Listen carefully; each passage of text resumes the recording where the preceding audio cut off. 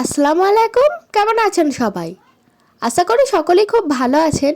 আজ আবার একটা নতুন রেসিপি নিয়ে চলে এলাম। আজ আমি আপনাদের সাথে বিয়েবাড়ি স্টাইলে রুই পোস্ত শেয়ার করব।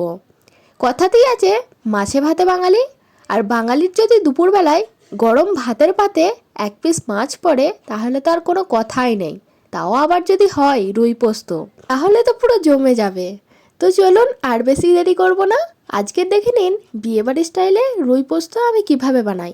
আর হ্যাঁ, প্রথম থেকে শেষ পর্যন্ত ভিডিওটা অবশ্যই দেখবেন। তো চলুন দেখে নিন আজকের এই রেসিপি। রুই পোস্ত বানানোর জন্য প্রথমেই আমি নিয়ে নিয়েছি 300 গ্রাম রুই মাছ। এরপর মাছটাকে ম্যারিনেট করে নেব। ম্যারিনেটের জন্য এখানে দিচ্ছি 1 চামচ লবণ, হাফ চামচ হলুদ, আর দিচ্ছি হাফ চামচ লঙ্কার গুঁড়ো। এরপর মাছগুলোকে খুব ভালোভাবে আমি ম্যারিনেট করে নিচ্ছি। মাছগুলো ম্যারিনেট করা হয়ে গেছে। এরপর আমি 5 মিনিটের জন্য রেস্টে রেখে দিচ্ছি। ঠিক 5 মিনিট পর মাছগুলো আমি ভেজে নেব। তার জন্য একটি কড়াইয়ে আমি পরিমাণ মতো তেল দিয়ে দিচ্ছি।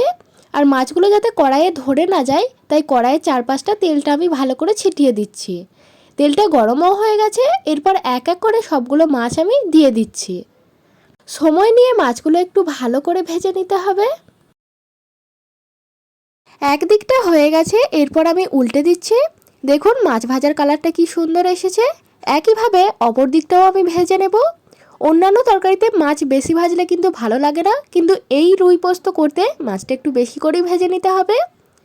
সব মাছগুলো ভাজা হয়ে গেছে। এরপর আমি মাছগুলো এক এক করে তুলে নিচ্ছি।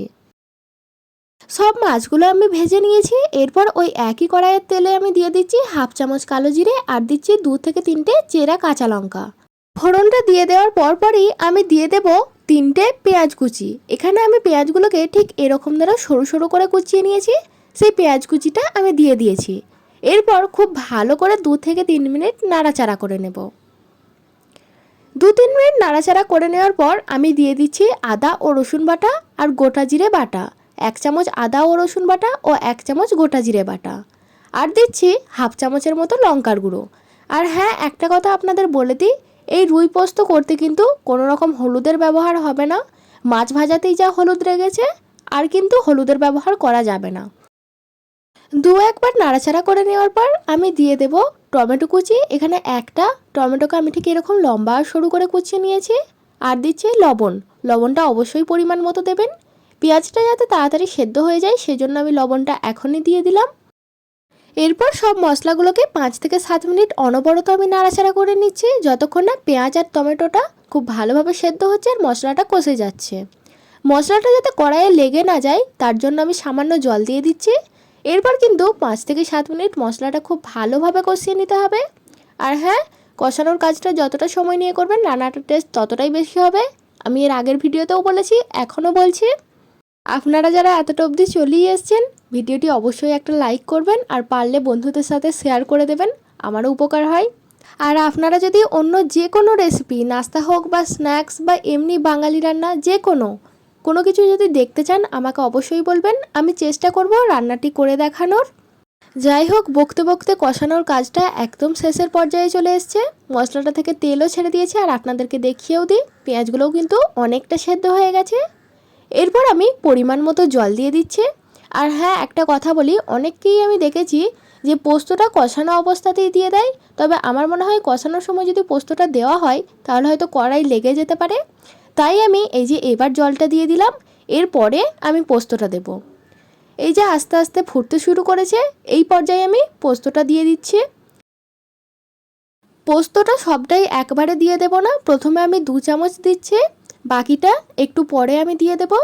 আর আপনারা যদি এটা বাড়িতে ট্রাই করেন, একদম কষানোর সময় পোস্তটা দিতে যাবেন না, তাহলে পোস্তটার স্বাদটা কিন্তু অনেকটাই চলে যেতে পারে। আর এই রুই পোস্তর গ্রেভিটা কিন্তু একদম কম হবে, খুব বেশি করলে অতটা ভালো লাগবে না। আমার পরিমাণটা এখানে ঠিক ছিল। আপনারা যদি বাড়িতে ট্রাই করেন অবশ্যই গ্রেভিটা একটু কম করবেন, মানে জলটা একটু কম দেবেন। গ্রেভিটা খুব ভালো করে ফুটে যাওয়ার পর আমি মাছগুলো দিয়ে দিয়েছি। এরপর 2-1বার নাড়াচাড়া করে নেব। গ্রেভিটা ভালো করে ফুটতে শুরু করলে আমি কিছুক্ষণের জন্য ঢাকনা দিয়ে রেখে দেব। দেখুন গ্রেভিটা খুব ভালো করে ফুটে গেছে। এরপর আমি কিছুক্ষণের জন্য ঢাকনা দিয়ে রেখে দেব। ঠিক 5 মিনিট পর ঢাকনা খুলে আমি দিয়ে দেব বাকি পোস্তটা।